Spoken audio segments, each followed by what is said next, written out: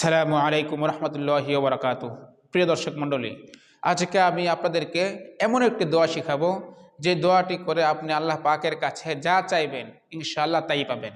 আপনার মনের আশা পূরণ হবে, আপনার সকল টেনশন বিপদ আপদ দূর হয়ে যাবে ইনশাআল্লাহ। আমলটি 100% পরীক্ষিত, তাই ভিডিওটি না দেখে শেষ পর্যন্ত দেখুন, ইনশাআল্লাহ আপনার উপকার হবে। আমলটি আল্লাহ পাক রব্বুল আলামিনের একটি গুণবাচক নাম। এই আমলটি যারাই করেছে, যারা এই আমলটি করে দোয়া করেছে, তাদের প্রত্যেকের দোয়াই কবুল হয়েছে আলহামদুলিল্লাহ।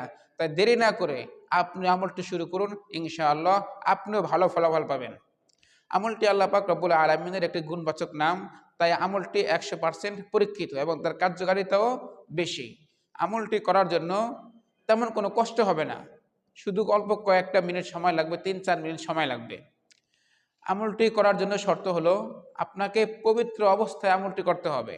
আপনি নিজে যেমন পবিত্র থাকবেন, ঠিক তদ্রূপভাবে যে জায়গাটায় বসবেন সেই জায়গাটাও যেন পবিত্র থাকে।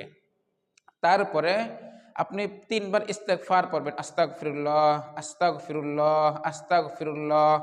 তারপর 3 বার দুরূদ শরীফ পড়বেন। দুরূদ ইব্রাহিম পড়লে ভালো, সেটা না পারলে অন্তত সাল্লাল্লাহু আলাইহি ওয়াসাল্লাম সাল্লাল্লাহু আলাইহি ওয়াসাল্লাম সাল্লাল্লাহু আলাইহি ওয়াসাল্লাম, এই দুরূদ শরীফ 3 বার পড়বেন।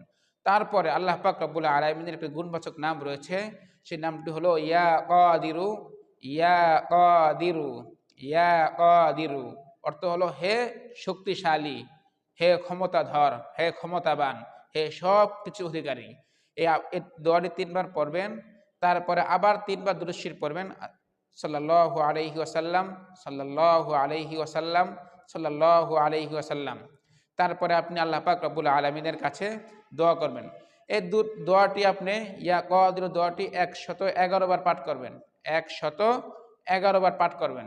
ইনশাআল্লাহ আপনার সকল হাজত, সকল টেনশন দূর হয়ে যাবে এবং আপনার মনের সকল বাসনা পূর্ণ হবে, আপনার দোয়া দূর হবে ইনশাআল্লাহ। আমলটি 111 বার পাঠ করবেন নির্দিষ্ট একটা জায়গায় বসে, ইয়া কাদিরু।